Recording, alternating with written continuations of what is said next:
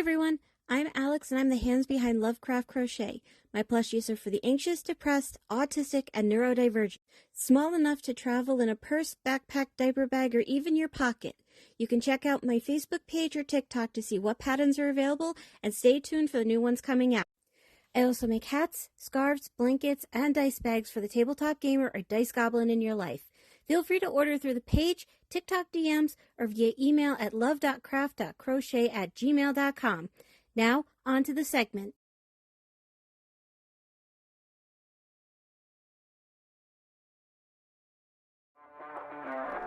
Sharks of the Corn? Virus shark? Cocaine shark? Sharktopus? Yeah, those are all real movies. Join me, Steve Coates, as each week I take a comedic look at the bizarre world of sharksploitation cinema on Bucket of Chum, the Shark Movie Podcast.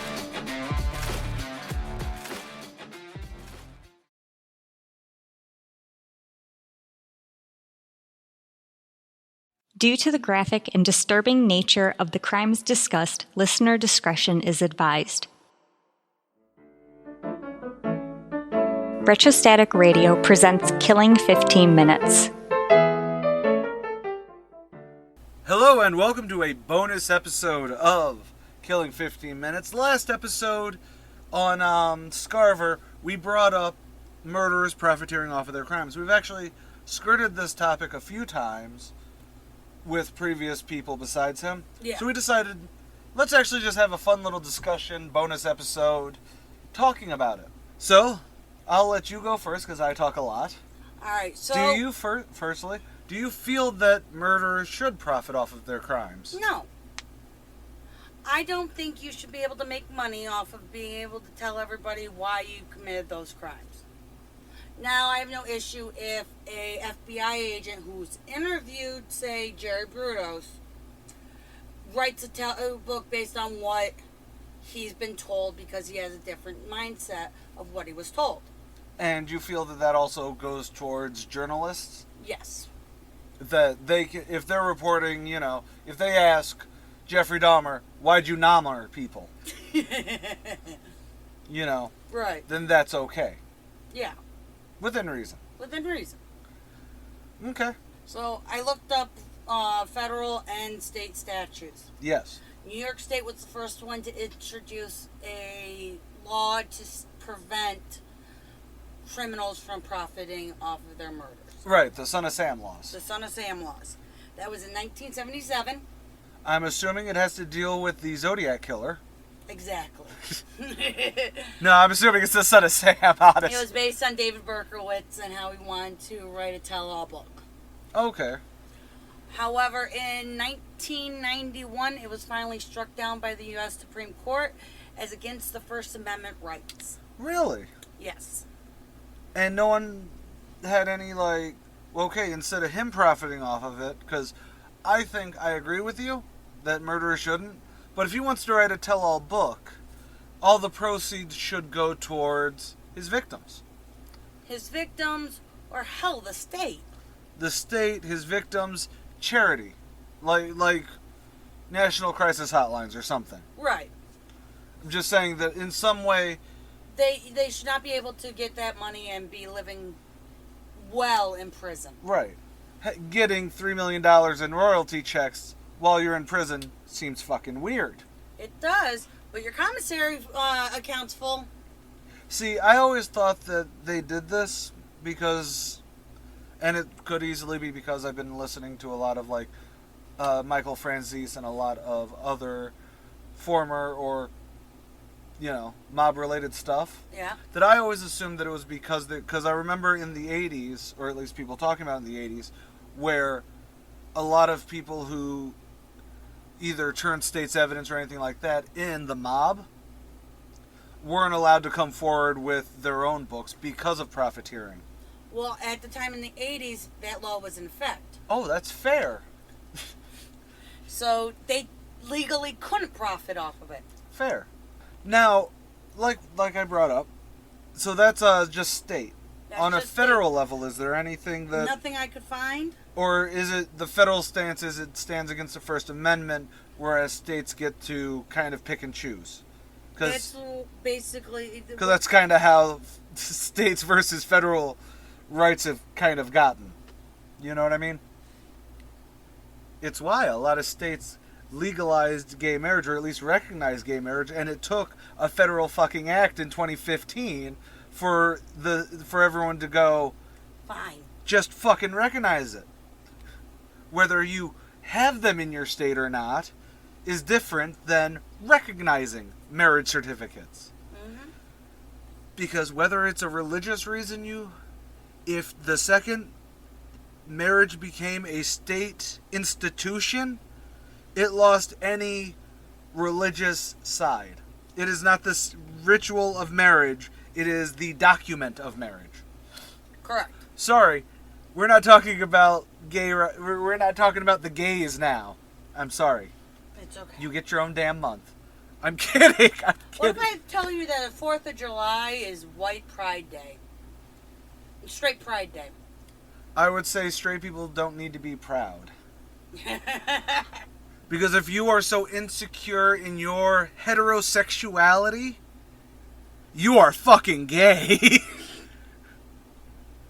See, and this is the thing that always pisses me off. I brought it up a couple episodes about toxic masculinity versus healthy masculinity, because it was the guy who... it was Eugene Smith? No, Eugene... Miller. No, that was Alan Miller. Oh, you're right. Yeah, it was Alan Eugene Miller, wasn't it? Yes. Because we already had a Miller, so we had to put Alan Miller rather than regular Miller. Yes. Anyways, but that's sort of it. Is like, if straight pride, the reason gay pride exists is not we're sticking. It's literally because we're gay. I'm not. I'm bi, or pan, depending on who you ask, because that's its own fucking can of worms. We're not gonna do. In my world, here's how this works: straight, bi, gay. Anything outside of that, the only is just personal preference. Well, and I actually get why some people, I don't like that people, will try and go after bi people, because it's like, that means you believe in a binary. And it's like, well, no, I've dated many trans people. I still consider myself bi, but that's for a different reason. You know what I mean? Right. Because, and that's why I say it's bi/pan, depending on who you ask, because for me, I've had to identify as bi for 20 fucking years. Mm-hmm. Possibly more, depending on how we want to talk about being open with yourself and shit like that. Yeah, no. We don't want to talk about that. But I understand why people are like, well, we prefer pan now, because it feels less exclusionary. I can see that. So it's one of those, well, I do agree with you, in my head it's straight bi gay. I totally understand where verbiage can make people feel better. I do too, because my wife's demisexual. Well, so am I. Which I didn't actually, because my thing has always been, I literally cannot have sexual attraction towards someone unless I have an emotional attraction towards them. Mm-hmm. That does not mean that I can't turn around and be like, damn, you stupid fly girl, or however the kids say it nowadays. Wow. It's one of those things. Also, I did not know demisexual actually fell under the asexual spectrum. It makes sense. It does. But I just didn't, it is one of those things. I am still learning. That's the thing. They're coming out with more things faster than I can learn them. Well, and that's sort of it. It's like, it's why, and this is a problem, especially on social media, because everyone either assumes that you have a full grasp of knowledge of everything. Yeah. So if you say something slightly wrong or inaccurate, it turns into, clearly, you are homophobic or something like that, because you didn't know that technically demi is under the ace spectrum. Right. Clearly you must be wanting to erase it or some shit like, you know what I mean? Mm-hmm. And that's a problem, because everyone wants to be good. I mean, there's a lot of shit posters and trolls and everything like that, but ultimately it comes down to everyone wants to be on the force for good. It's why even bigoted twat waffles who call themselves radical feminists and who solely focus on hating trans people, there's some of them that are just doing it for profiteering, which circles us back so I can get off of this topic so we can get back onto the main topic. But there's people who do it solely because it's it's profit for them, be it financial or be it social currency. All right. And then you've got other people who are like, wow, this person states, oh my God, 73% of all fucking trans people are in prison because they're pedos or some shit. Misinformation, but they believe that misinformation. So in their mind, when they go protect the kids, their mind has misinformation that they're reading as information, so they think they're on the good side, by going, even though it's very rarely trans people or drag queens. It's not going to go into that. The point is that, like I said, we're going back to the main topic of profiteering. Yes. At what point do you think that, like, O.J. Simpson had a ghost autobiography written, Right. or at least a tell-all book written about the Brown Goldman Murders. Yeah, that was definitely a financial, discussion.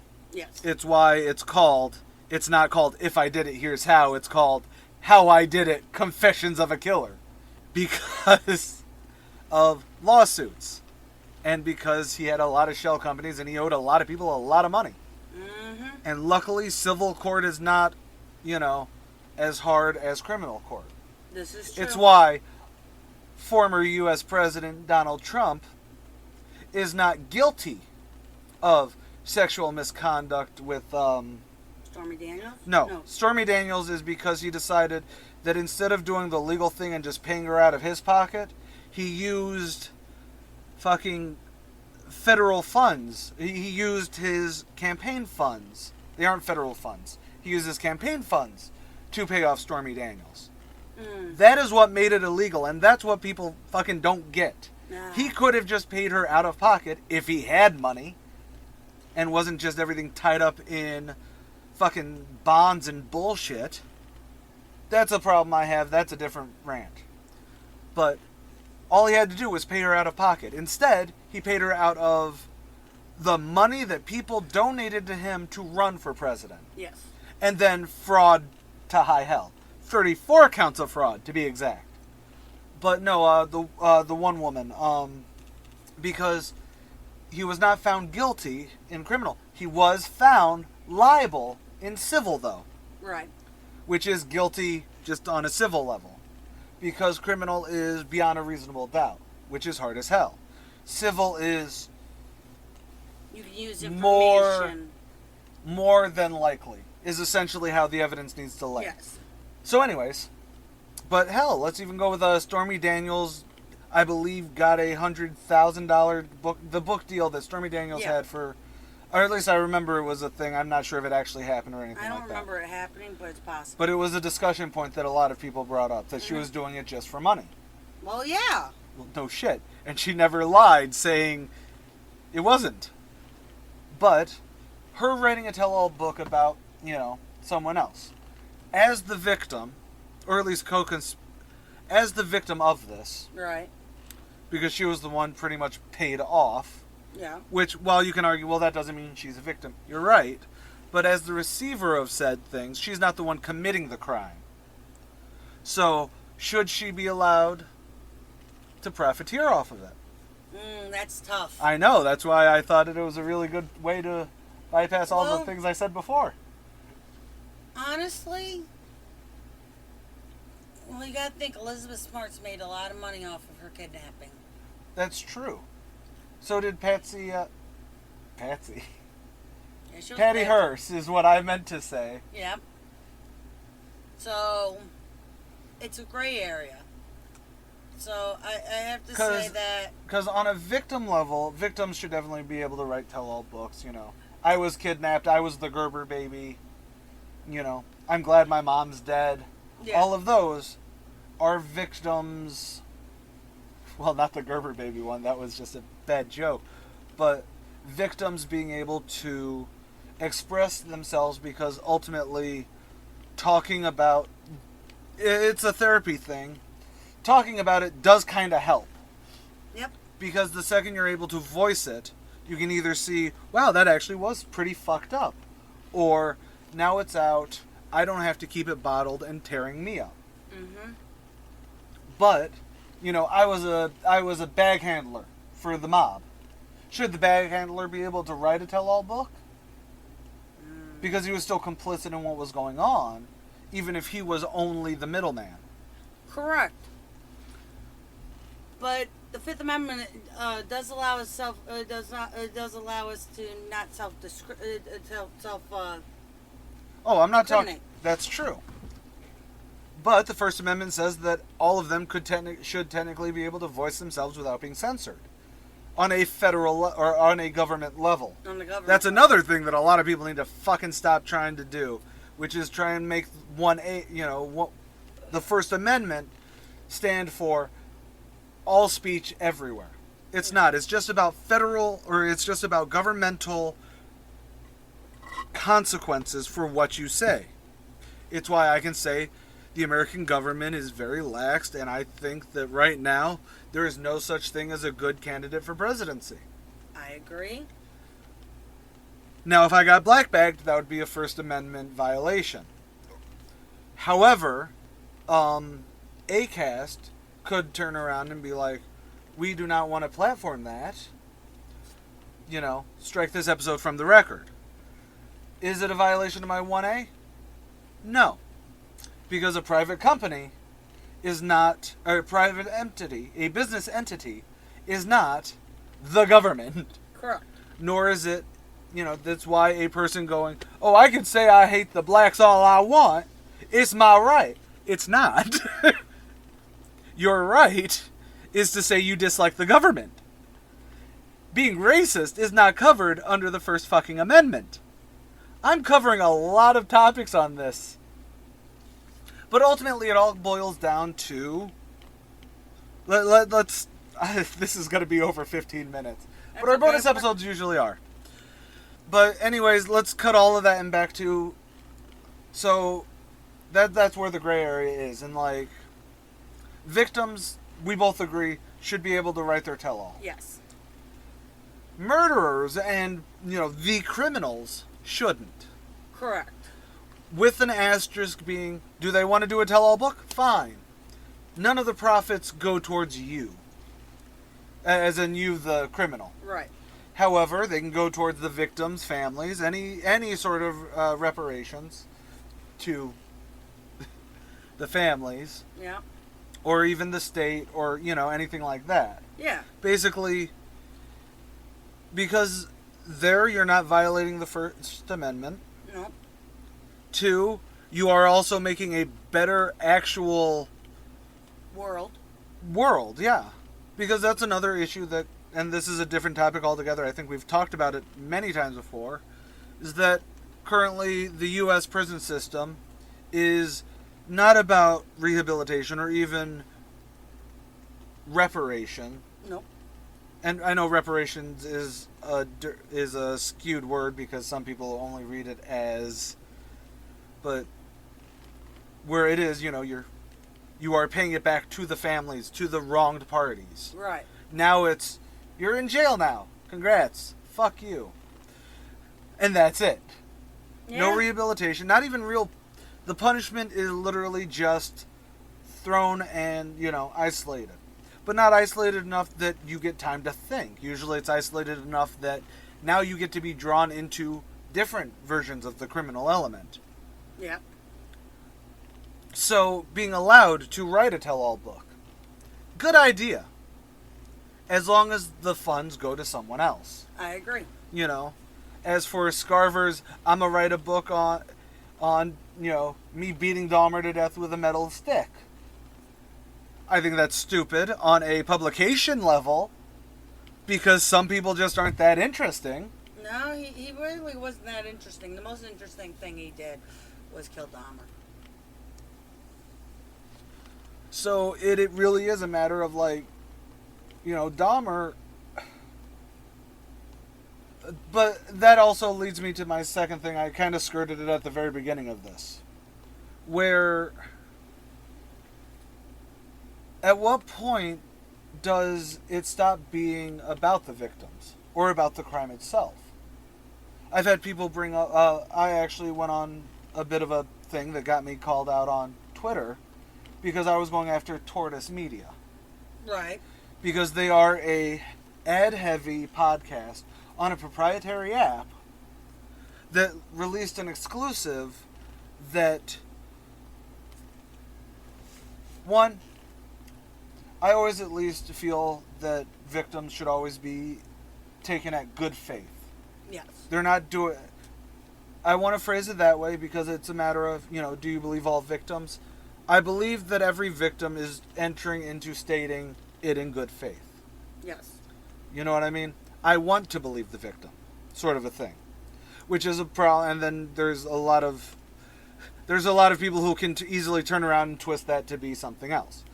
But the problem isn't the victims, it's how the victim's message, their statement, gets twisted by the middleman, the Tortoise Media. Even what we do, we omit stuff. Yep. Not on a political level, clearly, but on a expediency level. Yeah. Everyone does 2-hour dives. We want to do a 15-minute dive. Mm-hmm. Well, we want to do an 8-minute dive and then ramble for about 8 minutes. But at what point do you feel that, say I can't remember who ghost wrote OJ's book. I can't remember either. At what point does it turn into, okay, because after OJ, and this is all coming from the author's foreword, I believe, or whatever part, the prologue. The prologue. Where he's talking about once the book was revealed and once, leaked stuff happened, OJ started calling him being like, you made all that up, didn't you? Trying to get a quote that way. Mm-hmm. Now, at what point would it have been he is sensationalizing versus reporting? I don't know. You know what I mean? I do know what you mean. Because I think that's the biggest takeaway. Is Scarver's book, if it happens, Right. could easily be less of a tell-all and more of a, I'm now sensationalizing something that happens in prison a lot more frequently than it should. Yeah. You know what I mean? Mm-hmm. I mean, granted, again, we both believe that Scarver shouldn't get a fucking dime. Yes. But then you know that in making a book, the publicist is going to get a fucking cut. The representative who, made the announcement is going to get a cut. Distributors get a cut. Everybody gets a cut. Everyone gets a cut. At what point should it turn into, should it just be, okay, whatever Scarver's cut would be, should that go towards... Yes. Or should it be almost... This is going to sound bad and it's not phrased the right way. Should it be considered a humanitarian act? Or a charitable act, where now everyone only gets maxed 5% of all profits.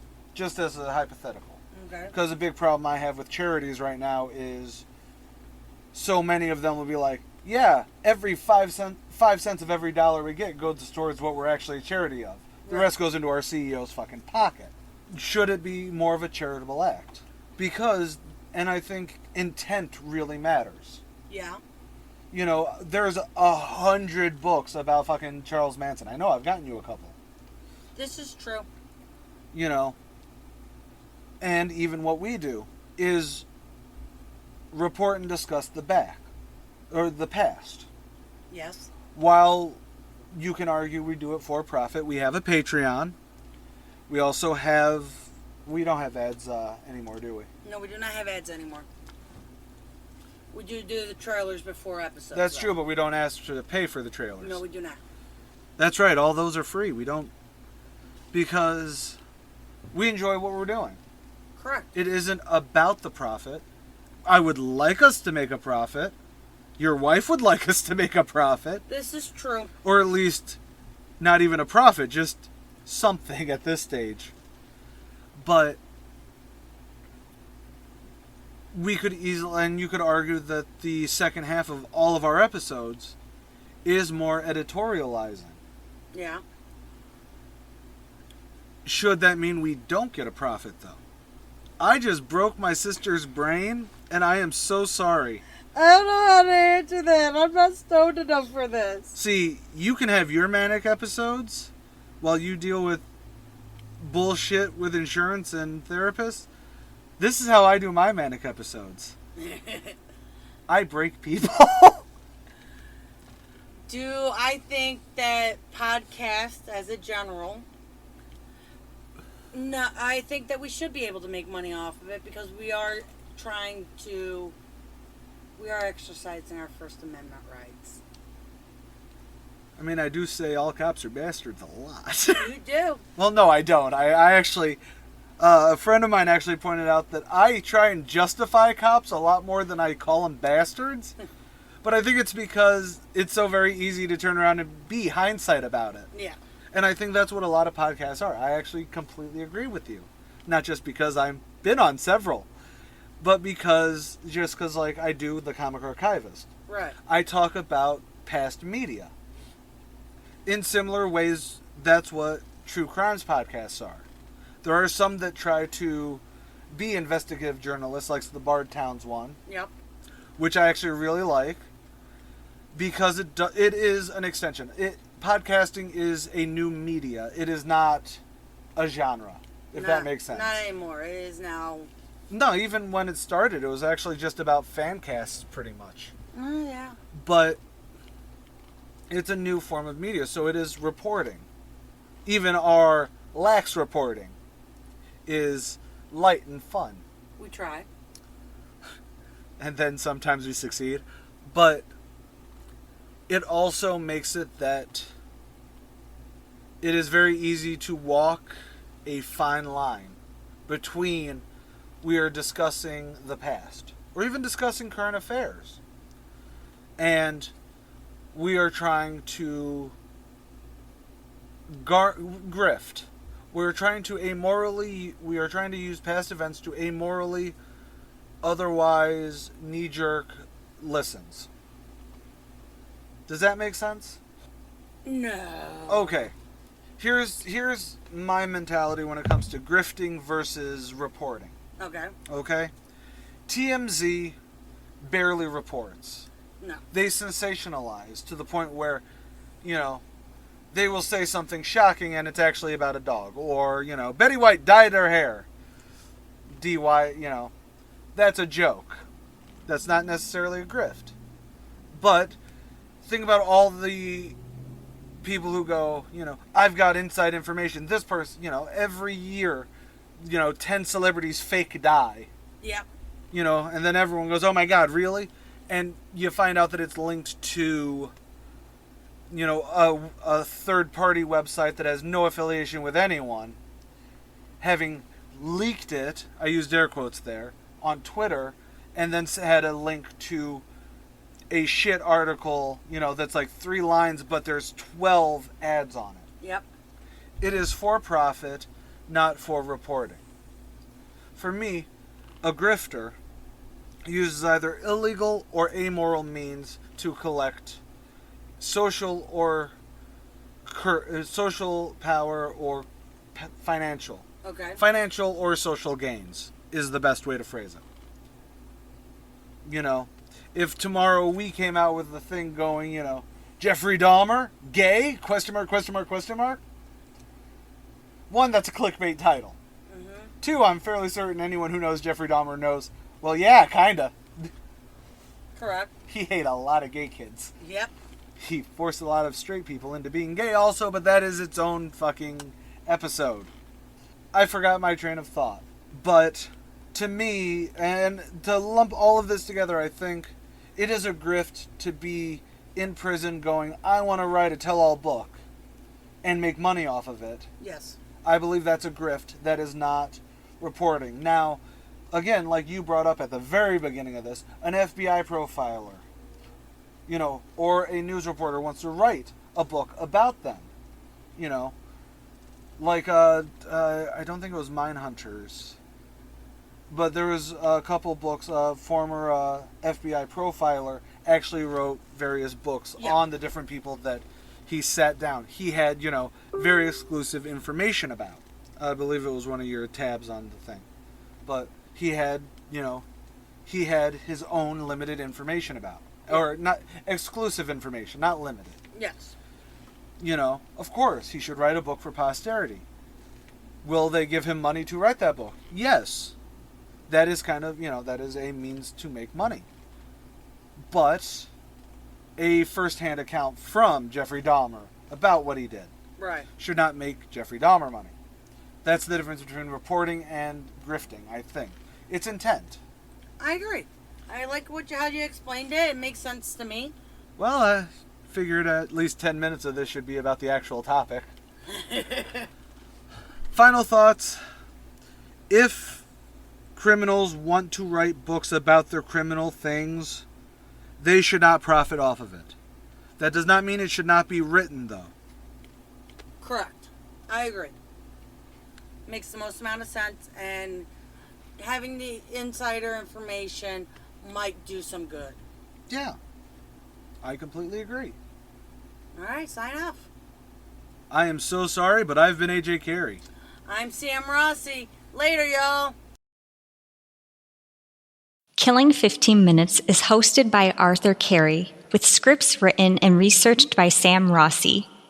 If you like this episode or want to stay updated on this series, consider following Killing 15 Minutes on Patreon or Retrostatic Radio on all major social media platforms. Good night and God bless. You're watching Retrostatic Radio. Wheel of Random is turn, turn, turn. Tell us the 15 minutes we shall learn. I'm Sam Rossi, writer and co-host of Randomly 15 Minutes, where the wheel of randomness gives me the topic and I write about it.